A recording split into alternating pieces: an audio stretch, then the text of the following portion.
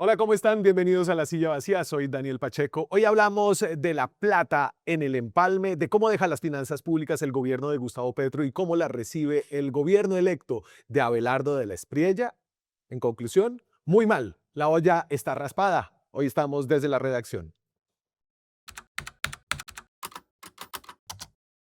Pablo Manrique es periodista de datos de La Silla Vacía, cubre el poder económico. ¿Qué más? Hace freestyle, Hace freestyle. programa en su tiempo libre. Y en mi tiempo laboral, ¿Qué más, Pablo? Entonces usted le pegó una, o sea, esto fue una revisada de muchas de las notas que habíamos hecho sobre el tema de la crisis fiscal, pensada en cómo en va a la afectar entrega, al próximo gobierno, ¿no? Y creo que la conclusión que quiere que sí, la conclusión es ¿algún que spoiler? la olla está raspada. ¿Con qué la curaremos? Con cáscara de huevos. Eh, Así no es, así hace freestyle. No, la olla efectivamente está raspada, que no es del todo no es atípico, atípico, siempre raspan la olla, pero esta está. raspada sin pega y con el fogón prendido. O sea, aún más grave. O sea, está raspada en mayor medida. Uno de los expertos que hablamos en esta nota, que es Mauricio Salazar del Observatorio Fiscal de la Javeriana, nos decía, esto lo hace todo el mundo, pero este gobierno lo está haciendo en una medida más grande. Sí. Entonces, que es un poquito como en general la historia de este gobierno. Y pues la dividimos como en 4 temas grandes en los que uno puede identificar la olla raspada. Petro le deja la olla raspada a De la Espriella y entrega finanzas en riesgo. Ahí está Germán Ávila, el ministro de Hacienda, y el presidente Gustavo Petro. Sí, pues, o sea, la nota en resumen, pues es eso que dice el titular, pero en verdad las finanzas en riesgo tienen 4 formas de verlas. Sí, o sea, creo que esa es la conclusión principal, está raspada. La segunda conclusión está más raspada que siempre. Sí. Y la tercera, esto va a condicionar de Algo una bueno. manera muy importante al próximo gobierno, ¿no? Sí, le obliga a hacer cosas muy específicas. Entonces, no sé si empezamos con lo que dice el presidente entrante sobre esta herencia. Hágale. Hágale, le hago. La primera alerta es la alerta fiscal. Miren, la bomba fiscal que podría comprometer el futuro económico de Colombia es muy complicada. ¿Qué es lo que está en juego aquí? Las diferencias entre las cifras del gobierno y las del Comité Autónomo de la Regla Fiscal. Sobre deuda y déficit generan serias dudas acerca del verdadero estado de las finanzas públicas. Eso es muy preocupante. Listo, ahí está el presidente electo. Esta nota muestra una cosa más allá del problema de las finanzas públicas, y es cómo Petro recibió lo que llamó una herencia maldita y dejó una peor, y además lo hizo con una cantidad de mecanismos de gasto, como las vigencias futuras, ya lo vamos a hablar, que él había criticado muy fuertemente, ¿no? Sí, o sea, es que es impresionante porque en la mayoría de las cosas como que rompe las tendencias de lo que él decía que estaba mal. Entonces él decía que no, Duque nos dejó una deuda altísima para pagar en estos 4 años. Y solo meses. Claro, y creo que en el caso de Duque la deuda se tenía que mirar a la luz de la pandemia, la peor crisis de salud pública en donde el Estado tuvo que Sí, hacer como un aunque hay gasto, muchos expertos que argumentan que se pudo haber manejado mejor. sobre todo en el tema del subsidio a la gasolina, ¿no? Exacto. El Pero, famoso FEPEC. pero quitando eso, la pandemia en general, Petro se queja de que le dejan mucha deuda, hace exactamente lo mismo. Se queja de que le dejan muchas APPs y vigencias, hace exactamente lo mismo. Entonces es un poquito como que Petro no fue inmune a lo que él criticaba. Sí, aquí lo pone él habla de, aquí le dejo su casa pintada, que obviamente es una frase que alude a la estrategia del caracol. Tal vez los menores de, no sé, ¿usted se la vio? Yo me la vi, ¿Cuántos años tiene usted? 27. Bueno, está muy bien. Entonces era como una fachada, y detrás una casa vacía en la película, pero aquí Petro utiliza la frase de una manera distinta, ¿no? ¿Quiere leer? No. Entonces yo leo. Mi gobierno termina el 6 de agosto a las 12 de la noche. Ese es un mensaje que dice voy a gastar y voy a ejecutar hasta cuando pueda, porque ese es mi mandato. En eso tiene razón. Cuando recibí el gobierno de Duque, José Manuel Restrepo era su ministro de Hacienda, más o menos es como si les devolviera el gobierno, dirán, ahí les dejamos gobernar un poquito, se refiere al gobierno de izquierda. Le devuelvo la casa, pero no está simplemente pintada. El 6 de agosto esta casa tendrá 5 millones menos de pobres, 2 millones menos de pobres extremos, tendrá los mayores niveles de ocupación laboral, incluyo yo, del siglo, el mayor número de empresas privadas, hemos realizado una buena reforma agraria y disminuido el número de hectáreas de coca. Eso no es cierto. En la última se disminuyó el ritmo de crecimiento de las hectáreas de coca, pero son más de las que recibió. En la última medición mensual crecemos al 3,4%. Ese es el índice de actividad de la economía. Sí, el ICE, que ese dato me parece raro y así sea ese mes, somos el gobierno que menos ha crecido acumulado. Bueno, y entonces ahí no habla nada de finanzas públicas. ¿Usted por qué me trae este? Le traigo esa nota porque es un poquito, hace referencia a que José Manuel le dejó una mala herencia y él igual pudo hacer muchas cosas. Su argumento es, usted me dejó todo mal, yo hice las vainas, igual le entrego la casa en muy buen estado. Un poquito todo esto que estamos contando es que todas estas cosas que hizo, que son muy buenas y uno no se las puede dejar de desconocer, las hace con una contracara muy costosa. Sí, redujo los pobres con subsidios que presionan las finanzas del Estado, que ya vamos a ver. Aumentó el empleo. La mayoría es empleo público que presiona las finanzas del Estado que se están acabando. Entonces un poquito como que pintó la casa, les dejó la casa más que simplemente pintada, pero es un poquito como pintura con asbesto. Dios. O sea, como un problema de sostenibilidad fiscal, si utilizamos una metáfora menos tóxica. Entonces, entremos como, esos son como 4 puntos que usted divide en este reportaje, que nosotros dividimos en este reportaje. El tema de las vigencias futuras, ya vamos a explicar qué es eso, el tema de la deuda, el tema de la sobreejecución y el tema de la inflexibilidad presupuestal. Sí, que esta última es la conclusión de las otras 3. Pues. Entonces, si su pasión no son las finanzas públicas, se van a como- volver en este video. Porque de verdad, esto es como las columnas de esa casa. Es que por eso yo pongo ese término que usted me dice que no habla de temas fiscales, pero sí habla de temas fiscales por detrás. Es que cada que usted recibe un subsidio del Estado, cada que una persona va a un juzgado y hay un juez que hace cosas del juzgado, cada que uno transita una vía, todo eso es plata pública y si ese gasto no es sostenible, significa que en el futuro no van a tener con qué pagarle a ese juez, no van a tener con qué pagarle los subsidios, no van a tener con qué mantener las vías. O sea, el milagro de la patria milagro va a empezar con un lastre muy grande que es la herencia. Sí, va a empezar con muchos pecados que tiene que resarcir para llegar al milagro. Estamos muy metafóricos. Hablemos de las vigencias futuras.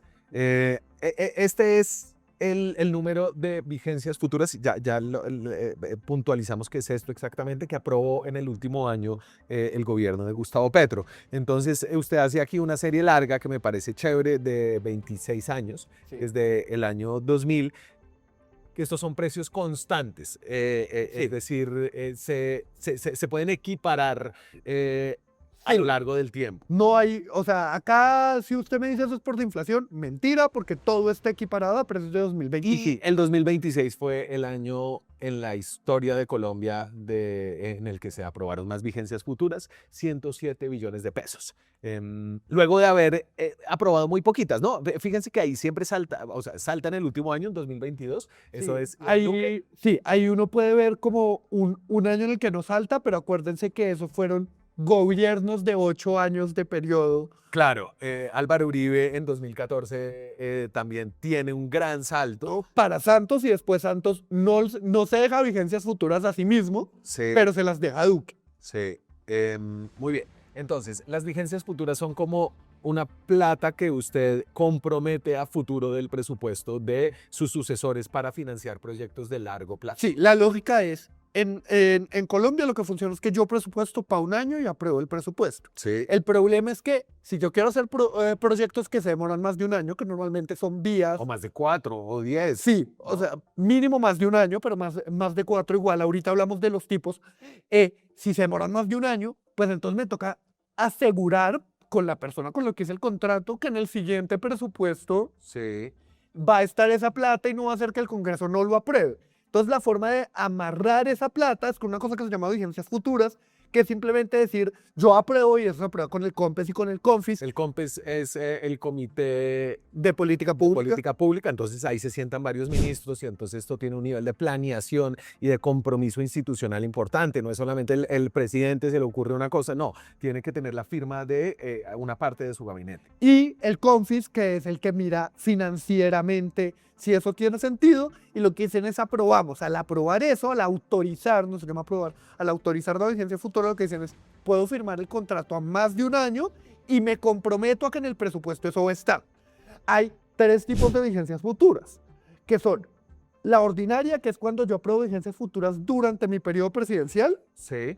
las APPs, que es cuando yo apruebo vigencias futuras para hacer negocio con un privado, Para hacer un proyecto conjunto. conjunto con un Privado, privado, que son una las de concesión de carretera. una por ejemplo, concesión de carretera. o de trenes, o de puertos, o de lo que sea. Y esta última, que es la que más creció en Petro, que son las excepcionales, no es con un privado, no es en una alianza público-privada, y va más allá de los 4 años de mi gobierno. Es decir, estoy obligando a un gobierno a invertir en una cosa que yo decidí invertir. Está comprometiendo a un Comprometiendo a un gobierno. No, es que se llaman obligaciones en el tema de presupuesto. Y entonces aquí es clave esta mirada de cómo las vigencias futuras del gobierno Petro obligan especialmente al próximo gobierno, porque las vigencias futuras a veces son de 10 años, ¿no? Entonces se empiezan a pagar de a poquito en los siguientes 4 años y más en los siguientes 8, digamos. Incluso un detalle de fina coquetería. Nosotros todavía estamos pagando unas vigencias futuras aprobadas por Samper, por ejemplo.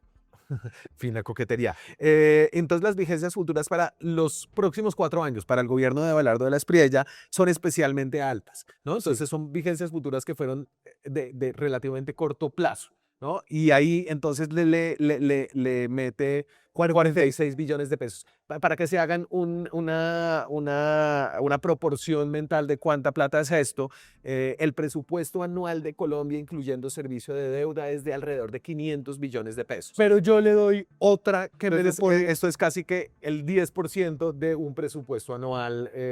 Claro, pero esto es inversión.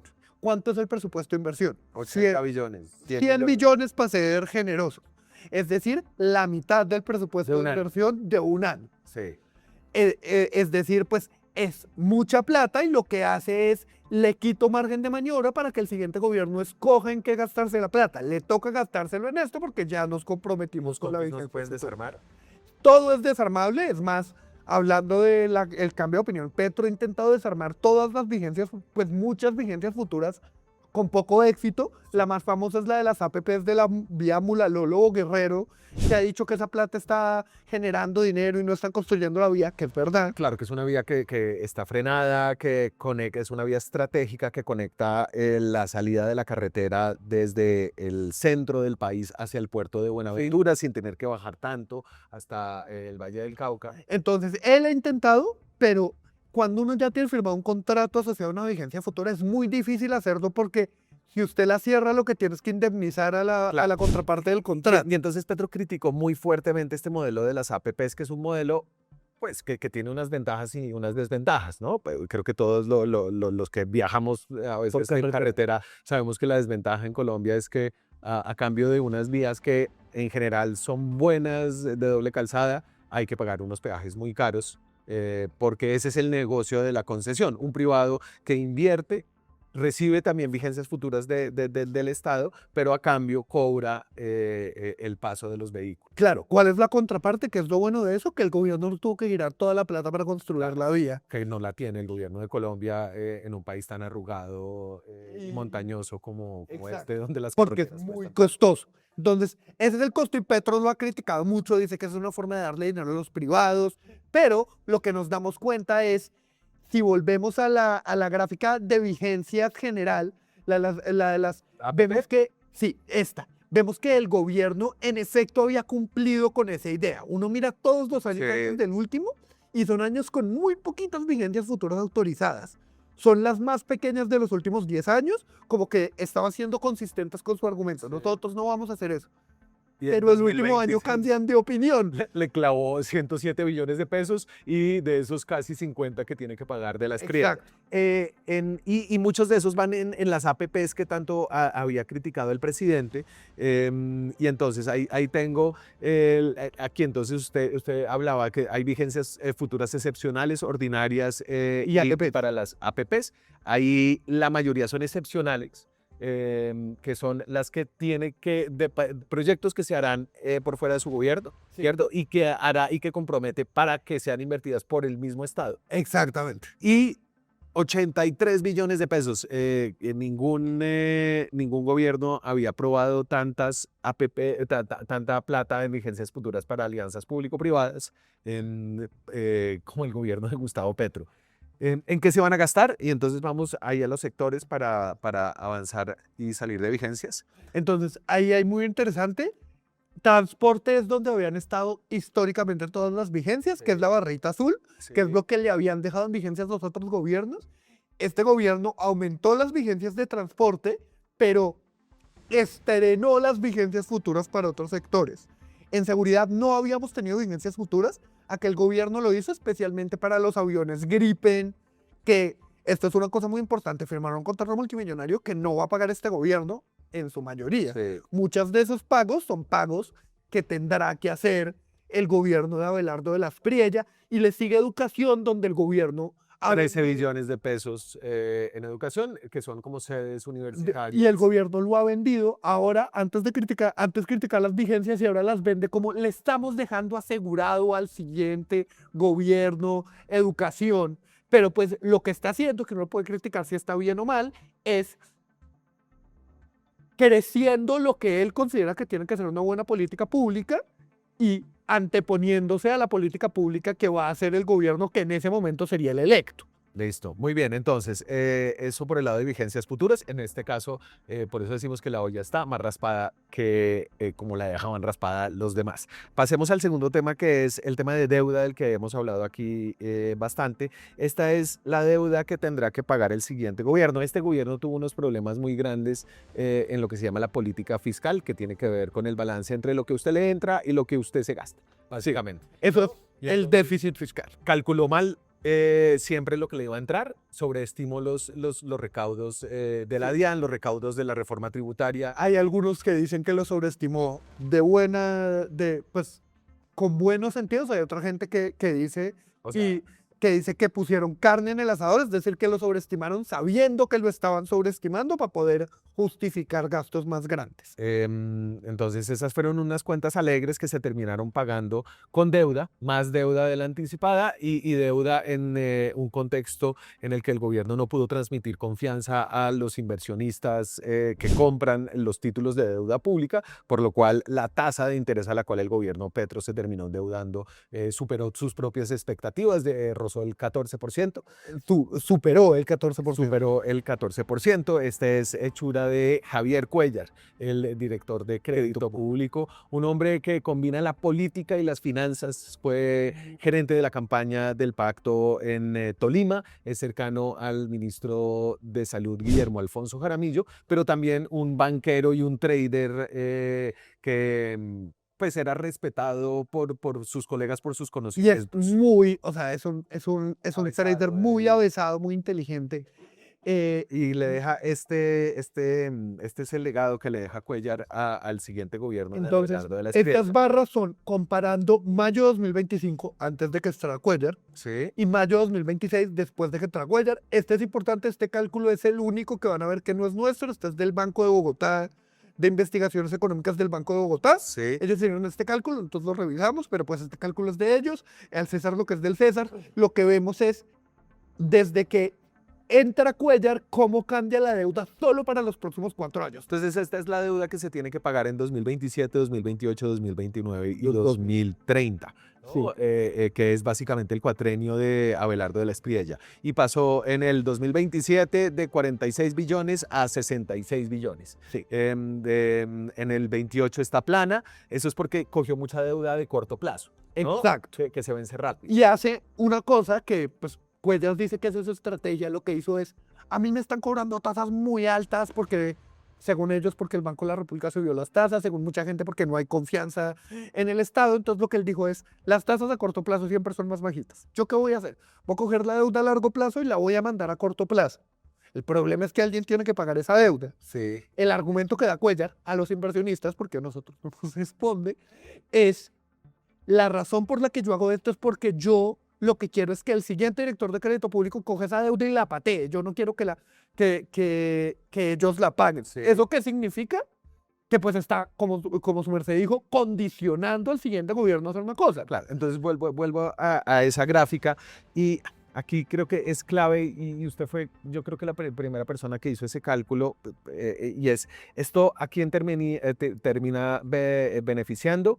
Principalmente a los que le prestan plata al gobierno, que son los bancos. Sí. ¿No? Entonces los bancos se hicieron muy ricos En el gobierno en el gobierno de Gustavo Petro, que paradójicamente tenía una visión muy crítica del sector financiero. Solo para que sepan, si uno suma esas diferencias de la barrita azul y la barrita roja, son 90 billones más para pagar en los próximos 4 años, solo entre mayo de 2025 y mayo de 2026. Claro.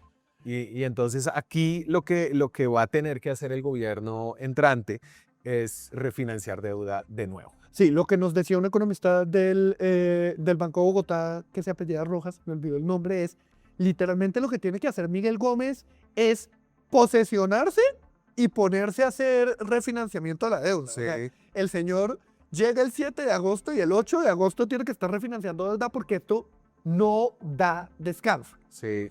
Entonces, pues, esto lo que hace es que pone al gobierno, uno puede decir, la estrategia de Cuellar es buena. Cuellar le apostó a que bajaran las tasas de interés después de elecciones, que es verdad, están bajando las tasas de interés. Pues, pero porque no ganó el pacto.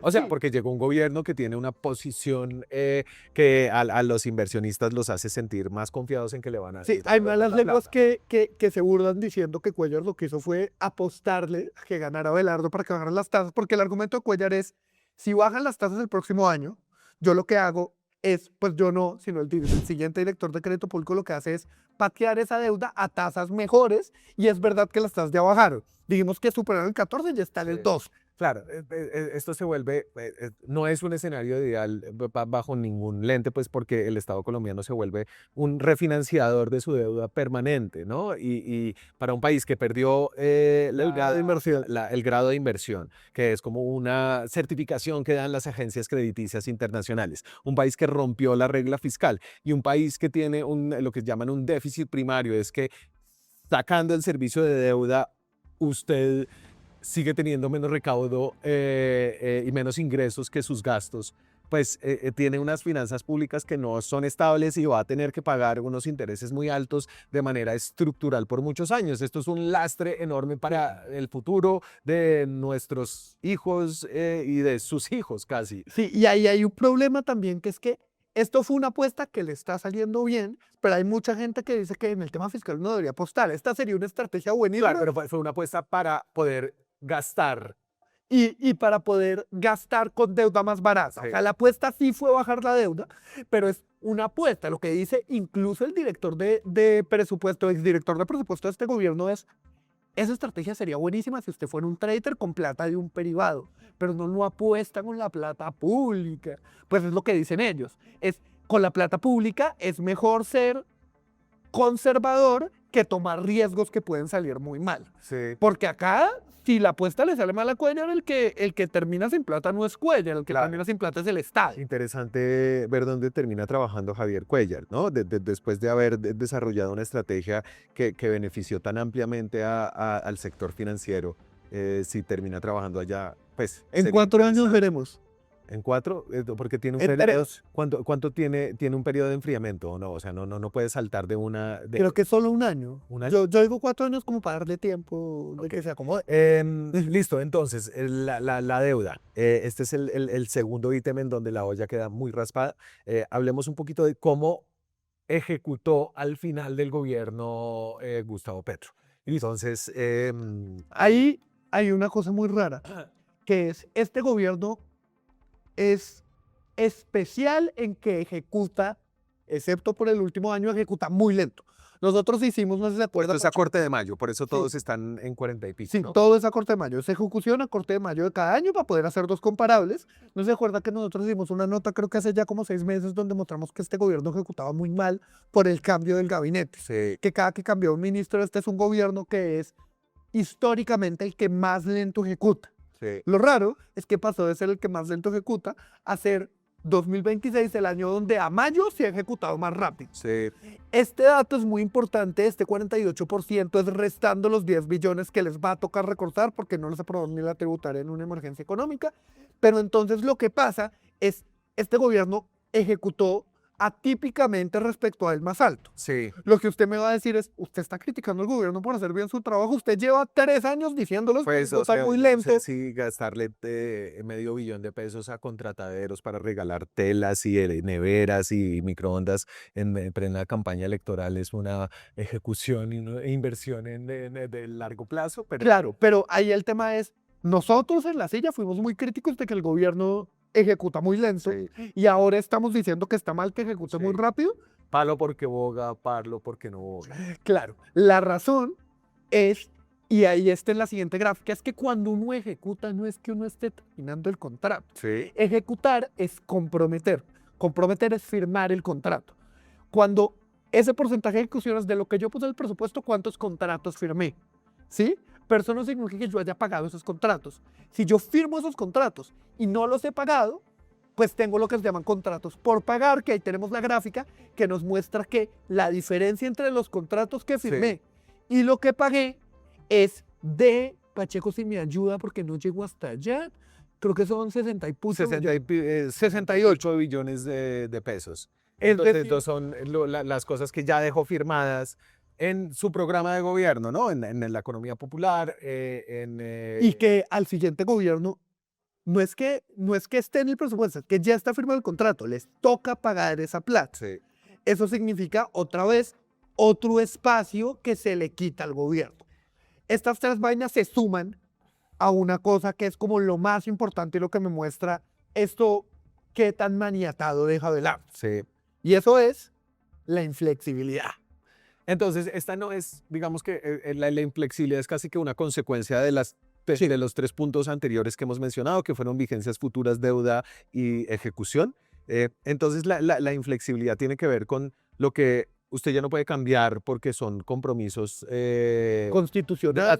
entre gastos corrientes, ¿no? Gastos corrientes que es como pues el arriendo, la luz y los servicios de la casa, los colegios de los niños, y eso es como parte importante del gasto inflexible del gobierno colombiano. Y lo otro que agrega inflexibilidad son las vigencias futuras Y el pago de la deuda. y el pago de la deuda.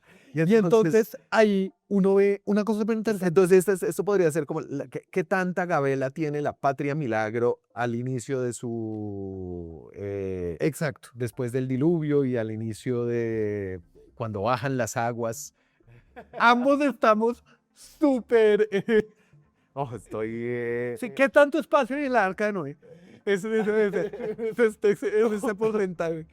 Pero entonces acá hay una cosa muy interesante, que es que el que puso de moda el tema de inflexibilidad del gasto fue ¿Quién? el gobierno Petro.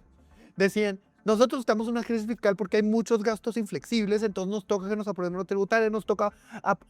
Acuérdense que el de los gastos inflexibles fue la justificación de la última emergencia, la penúltima, perdón, es que hay tantas, emergencia económica que quisieron aprobar. La razón fue, estamos en una emergencia porque hay muchos gastos inflexibles. Sí. Y ellos, en lugar de hacer un esfuerzo para reducir esa inflexibilidad del gasto, lo que hace es que la aumenta. Entonces, aquí tengo, esta es una gráfica de Donut. ¿Te dona? Sí. Entonces, lo que está en rojo, ahí es el gasto que podría ser flexible, es decir, que se puede cambiar.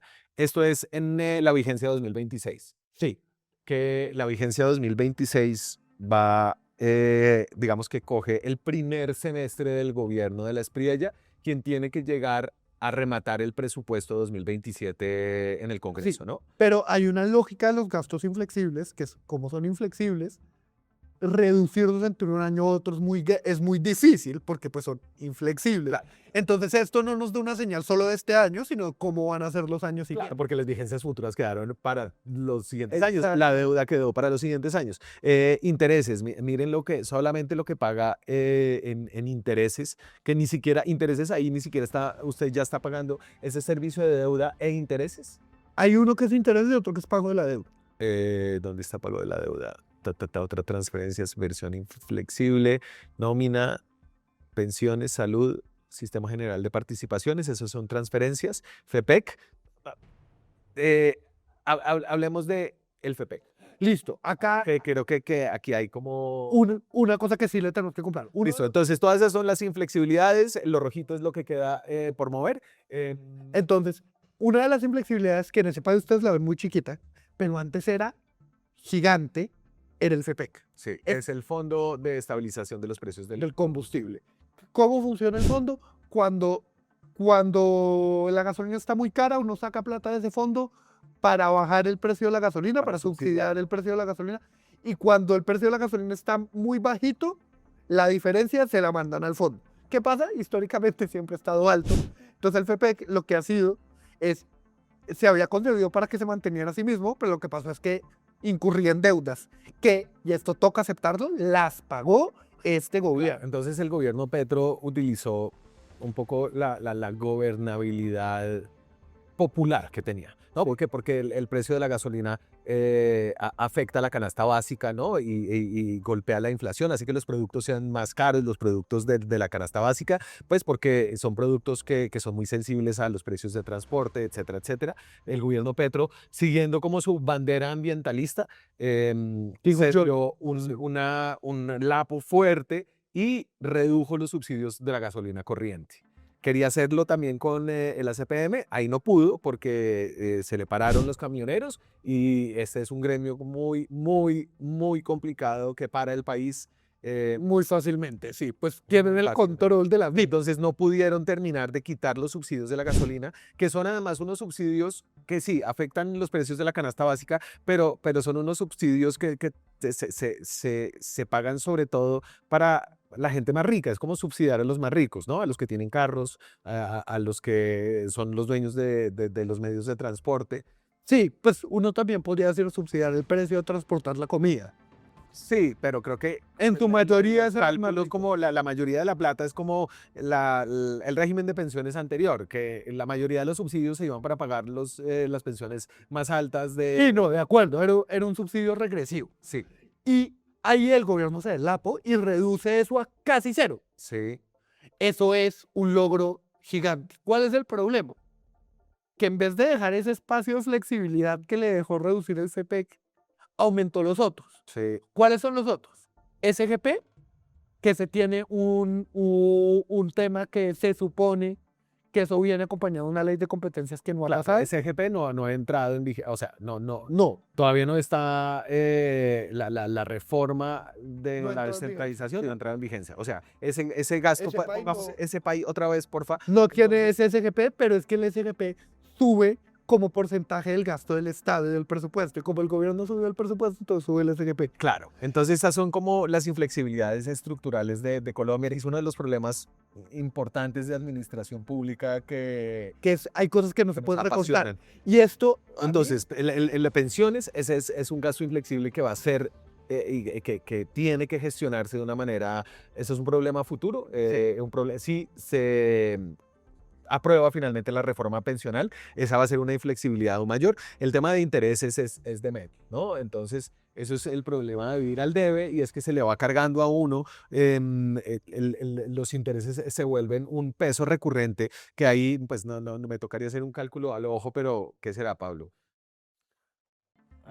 no me acuerdo. La Busquen puedo la mirar nota, aquí. pero ahí con intereses yo quiero decir un dato muy interesante que es el presupuesto del 2026. Es el primero desde que tenemos datos de presupuesto que bajó la plata para abonar a la deuda. 3% del PIB. Sí, y subió la plata para pagar intereses. ¿Eso qué significa?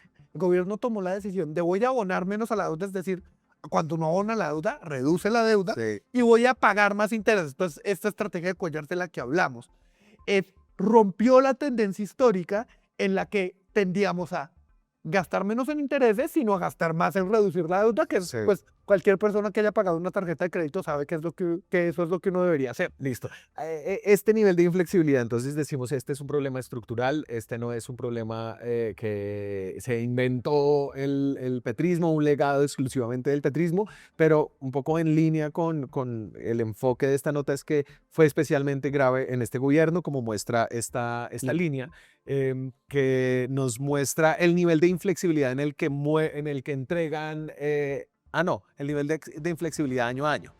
Sí, en los gastos de cada año. Sí. Entonces, una cosa importante, todos los años excepto 2026 es un cálculo que hizo Hacienda. Esto es importante porque depende de, que usted, de usted quien le pregunte la inflexibilidad, cambia un poquito, Sí. porque pues hay gente que no considera inflexible ciertos sueldos y gente que sí.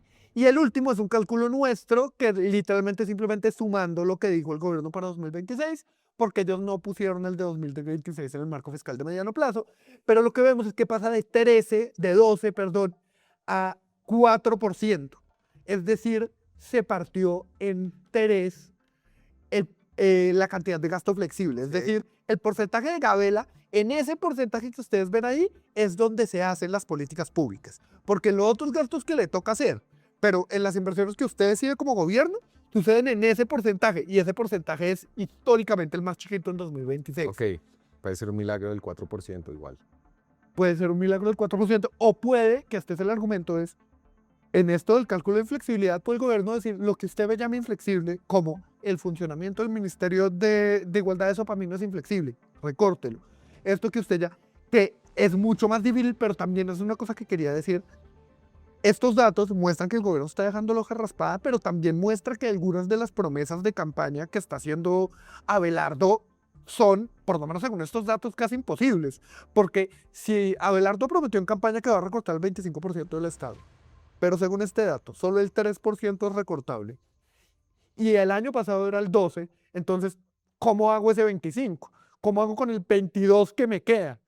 Me toca, y esto es un argumento que dice, esta frase a mí me encanta, que dice toda la gente como economistas cercanos al gobierno, es, ¿usted quiere recortar? Dígame qué batallón va a cerrar. Porque la mayoría de esos gastos inflexibles de nómina son Sí. militares y policías. Bueno, muy bien, señor. Esta es una nota sobre el estado de las finanzas públicas en medio de un empalme cada vez más traumático. Este es el video más interesante del día de hoy, incluso más interesante que el partido Colombia-Suiza, ¿Dónde está? Aquí. donde está mi logo del Banco de la República. Pablo Manrique cubre el poder económico en la silla vacía. Muchas gracias, Pablo. Es un placer siempre tenerlo por acá. Saluda a sus fans y pídales que se suscriban al canal. Usted tiene mucho más. Mucha más. No. Mándelo aquí a su propia cámara. Suscríbanse, péguenle a la Oiga, campanita. este canal es importante para la sostenibilidad de la silla Este canal es importante para que me suban el sueldo. Yo necesito que ustedes se suscriban para que me suban. No, mentira, a mí me pagan muy bien en la silla, esto es un chiste, pero igual suscríbanme para que no me bajen el sueldo. Pero suscríbanse, de verdad, la plata que estamos sacando acá es como una plata súper linda porque no tiene strings attached, nos deja hacer el periodismo independiente que hacemos y ayuda a que me suban el sueldo.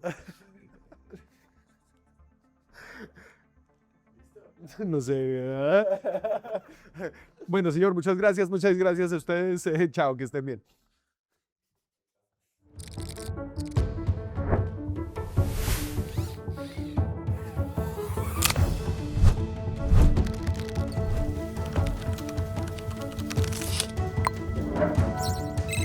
En el Congreso, Amazonía es el paraíso. presidente Gustavo Hacer periodismo independiente cuesta. Cada suscripción a este canal nos permite financiar historias que revelan patrones, intereses y otras dinámicas de poder que otros no cuentan. Suscríbase y sea parte de la comunidad que apoya a La Silla Vacía.